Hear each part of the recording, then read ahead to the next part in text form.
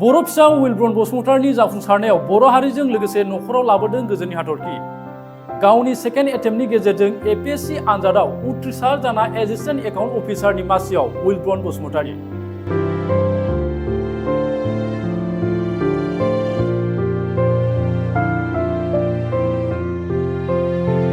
उइलब बसुमतारिनि बायदिब्ला गावनि गोब्राब नाजानाय थानांगोन आरो बेवहाय बिजोंनि जेबो गोहोम गैया।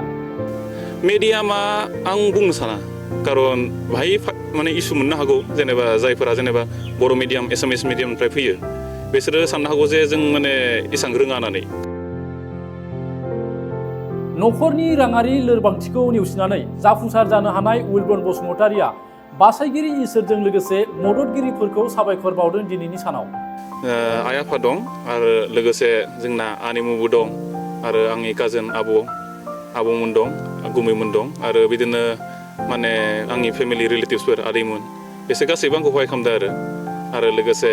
बिदिनो स्कलारशिप्सफोरनि जुगेदि स' आं लाइक बेफोर गासैजों जुनथु इडुकेसन आरो जुनथु दिनै फिथाइ मोननो हादों बेफोर गासैनि अननायाव आरो जुगेदि मोननो हादों आरो। उदालगुरि जिल्ला भारत भुटान सीमा ओनसोल आमजुलि ओनसोलनि सिङाव थानाय उत्तर नलबारि गामिनि थागिबि बिफा लहित बसुमतारि आरो बिमा उर्मिला बसुमतारिनि फिसाज्ला उइलब बसुमतारिया थांनाय साननैसो सिगाङाव 2023 मायथाइनि APSC आनजादनि फिथाइ फोसावनायाव एसिस्टेन्ट एकाउन्ट अफिसार मासियाव जायगा आवग्रिनो हानानै बर' हारिजों लोगोसे जिल्ला नाङै आमजुलि ओनसोलनि सुबुंफोरनि गेजेराव गोजोन हाथरखि लानानै फैदों। बर' हारिनि सा 15 गुबुन बिजाथिफोरजों लोगोसे उइलब बसुमतारियाबो सासेमोन। बेराफारसे मख'नो गोनांदि प्रमद बर' दैदेननाय बिटिआर सरकारनि बर'फा सुपार 50 मिशननि गिबि सारिनि फरायसामोन होनना गावखौ सिनायथि होदों उइलब बसुमतारिया। जुनथु UN Brahma super 50 mission start खालामदोंमोन फार्स्ट बेचमोन जों स' बेनि थ्रुयैदि आं कचिंखौ मोनबाय खुलुमबाय। आंनि मुङा उइलब बसुमतारि आंनि गामिया जाबाय उत्तर नलबारि उदालगुरि डिस्ट्रिक्ट आरो बे रिसेन्टलि डिक्लेयार्ड जुनथु APSC 2023 बेयाव जुनथु रिजाल्ट मोनदों बेयाव आं एसिस्टेन्ट एकाउन्ट अफिसाराव साकरिखौ मोननो हादों स' जोबोद गोजोननाय मोनदों आरो बे आंनि सेकेन्ड एटेम्पमोन आरो सेकेन्ड इन्टारभिउ दं माने बे पस्टखौ मोननो हादों आङो। प्रिपेरेसनखौ बुंनो थाङोबा आं इनिशियेलि सेल्फ स्टाडि स्टार्ट खालामदोंमोन ओमफ्राय बेनि उनाव गभर्नमेन्ट फान्डेड जुनथु UN ब्रह्म सुपार 50 मिशन दंमोन बेनि आन्दाराव आं सेलेक्ट जादोंमोन आरो बेनि जुगेदि आङो दिल्लीयाव सहैदोंमोन। दिल्लीयाव आं बोसोरसे कचिं लाना फैदों आरो बेनि उनाव आं APSC जुनथु 2022 मोन बेयाव इन्टारभिउसिम थांनानै फाइनेल लिस्टआव फैनो हायासै खिन्थु एबारे आं खस्थ' खालामफिनबाय आरो ट्राइ खालामनायनि गेजेरजों आं बे पस्टखौ मोननो हाबाय। बे आंनि सेकेन्ड एटेम्प। आंनि स्कुलिंआ George research camp for English school बरिगाव आंनि गामि खाथियावनो दं बेयाव खालामदोंमोन। बेनि उनाव आं अक्जिलियाम जुनियर कलेज जुनथु उदालगुरियाव दं बेयावहाय आं हायार सेकेन्डारिखौ पास खालामदोंमोन। बेनि उनाव आं आसाम इन्जिनियारिं कलेज जुनथु जालुकबारि गुवाहाटीयाव दं बेयाव आं BE इन केमिकेल इन्जिनियारिंआव 2021आव पास खालामदोंमोन। न'खराव आइ आफा दं आं दं आरो आंनि बिनानाव सानै दं स' जों गासैजों साबा दं। नोंथांनि सोलोंथाइ लानायाव मददगिरि हिसाबै सोर माबायदि बिथिंनिफ्राय मदद खालामो? आइ आफा दं आरो लोगोसे जोंना आनैमुबो दं आरो आंनि काजिन आबौमोन दं गुमैमोन दं आरो बिदिनो माने आंनि फेमिलि रिलेटिभसफोर आदैमोन बिसोर गासैबो आंखौ सहाय खालामदों आरो लोगोसे बिदिनो स्कलारशिप्सफोरनि जुगेदि स' आं लाइक बेफोर गासैजों जुनथु इडुकेसन आरो जुनथु दिनै फिथाइ मोननो हादों बेफोर गासैनि अननायाव आरो जुगेदि मोननो हादों आरो। APSC आरो UPSC जुनथु आनजाद माने बेयाव हले बहुत सेक्रिफाइस नांगौ नोंनि आराम आरो जुनथु सेक्रिफाइस खालामनो गोनां जायो आरो बेयो एसेबां सहस नङा कारन दिनै माने कम्पिटिसना बहुत बारायलांबाय आरो कम्पिटिसन माने नों आरो खस्थ' खालामथारनांगोन स' देयर इज न' सर्टकाट स' हदाय नोङो हार्डवर्कजों लोगोसे स्मार्ट वर्क भेरि इम्पर्टेन्ट स' बेनोसै आरो जुनथु सर्सफोर आरो जुनथु नोङो गाइडेन्स प्रपार गाइडेन्स मोनोबोला बे बहुत मोजां आरो स' नों जुदि सोरबाफोर आरो इउटुबफोराव नोङो गाइडेन्स मोननो हागोन आरो सोरबा सिनाकिफोर दङबा जाय अलरेडि बे आनजादाव क्लियार जानाय नों बिसोरखौ एप्रच खालामनो हागोन बिसोरनिफ्राय सोंनो हागोन आइडिया लानो हागोन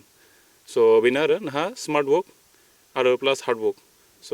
फैबाय थानाय इयुथ्सफोरनि थाखाय नोंनिफ्राय मा मेसेज फैबाय थानायफोर इउथ्सनि कारणे आं बुंनो बेखौनो सानो जे नोंसोरो जि टारगेट लादों लाइक APSC जानो हागौ UPSC जानो हागौ बा बेलेग बेलेग आनजाद जानो हागौ बेफोर गासैयावबो जाहाथे गावनि बेस्टखौ होयो आरो हदाय फकास थायो जाहाथे जि दायो जुगनि जिथु ओंखारबोनाय ससियेल मिडिया बा बिभिन्न धरननि जिथु माने मानसिखौ गाज्रि खालामनाय बेफोरनिफ्राय गोजान थानांगौ आरो गावनि जि टारगेटआव फकास थानांगौ आरो बेनो आरो हार्डवर्कआ बहुत इम्पर्टेन्ट लाइक इनिशियेलि आं प्रिपेयार खालामदोंमोन ओमफ्राय आं सानदोंमोन आरो बै समाव जे आंथ' हानाय नङा दांनानै आरो फाइनेन्सियेलि आं एसेबां साउन्ड फेमिलिनिफ्रायबो नंखाया स' आं स्टार्ट खालामनानै आइ थिंक उइदिन 1 month आं ड्रप खालामबाय आं आरो बेलेग आनजाद बेंकिंफोरनि कारणे आं स्टार्ट खालामबायमोन स' बै समावनो जेते आङो UPSC जिथु UN Brahma super 50 mission start खालामदोंमोन फार्स्ट बेचमोन जों स' बेनि थ्रुयैदि आं कचिंखौ मोनबाय स' बेयावनो थांनानै आं जिथु लोगोफोर मोनबाय लोगोसे आरो जिथु गाइडेन्स मोनबाय बहुत हेल्प खालामदों आरो स्पेसियेलि जाय लोगोफोरा माने जोंनो दंहैयोमोन बिसोरनि गाइडेन्सआ बहुत माने हेल्प होबाय खारन माने अलरेडि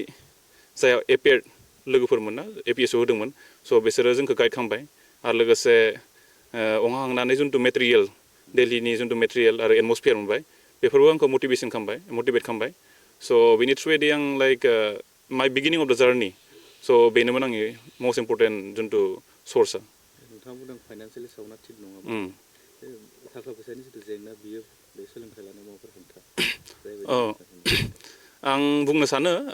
माने फाइनेन्सियेलि दानिया आरो स्पेसियेलि जिथु दायो जुग दं नों स्कुलावनो जा आरो कचिं इनस्टिटिउटआव जा फाइनेन्सनि खेथ्रआ माने बहुत गोदोर इस्यु जाना फैदो आरो खिन्थु आं बेखौनो बुंनो सानो नों जुदि खस्थ' खालामो लाइक मोनसे ना मोनसे लामा ओंखारथारो सोरबा हेल्प खालामनो हागौ नोंखौ आरो बिदिनो नोंहा जिथु स्कलारशिप्सबो आरो नोंहा अपरचुनिटिस मोनो जास्ट नोङो बेनोसै जे नों हदाय गावखौ बेस्ट खालामनांगौ बेस्ट लाखिनांगौ आरो गासै अपरचुनिटिखौ ग्रेब खालामनो थाखाय नों रेडि थानांगौ आरो गोरिबा जेंना नङा गोरिबिया आं बुंनो सानगोन आं जुदि आंनो खालामनो हादोंबा नोंसोरबो बिदिनो हागोन आरो जास्ट बेनोसै स्टे फकास आरो वर्क हार्ड मिडियामा बेस खालामो नामा बे मिडियामा आं बुंनो साना खारन बाहाय माने इसु मोननो हागौ जेनेबा जायफोरा जेनेबा बर' मिडियाम एसामिस मिडियामनिफ्राय फैयो बिसोरो साननो हागौ जे जों माने एसेबां रोङा होननानै कम्पेयार टु इंलिस खिन्थु आंनिनो लोगोफोर दं जायहा एसामिस मिडियामफोरनिफ्राय फैनाय दायो बे सासे लोगो दं बेबो माने IIT गुवाहाटीयाव दं स' बिदिनो माने आं एसेबां साना आरो जे माने लेंगुवेजआ मोनसे बेरियार जागोन आरो नोंहा आरो दाथ' जिबायदि जुग ना इउटुब दं आरो बहुत सर्सेस दं जि जायगानिफ्राय नोङो माने लेंगुवेजखौबो सोलोंनो हागोन स' that is not a barrier I think जोबथा नोंथांनि जिथु जाफुंसारनाय बेनि क्रेडिटखौ नोंथाङा सोरनो होगोन आं बेनि क्रेडिटखौ आंथ' आरो जिथु खस्थ' खालामनानै येस आं बेनि क्रेडिटखौ आं लाइक माइ सेभियर गड आं बिसोरखौ क्रेडिट होनो सानदों आरो आइ आफा दं आरो आंनि रिलेटिभ्सफोर दं आरो आंखौ जाय वेल विशार्सफोर दं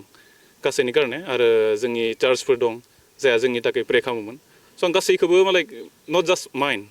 खिन्थु अभारअल ना गासैनि जिथु सापर्ट आं बेजोंसो आं दिनैनि बे पस्टखौ मोननो हादों होनना आं सानो आरो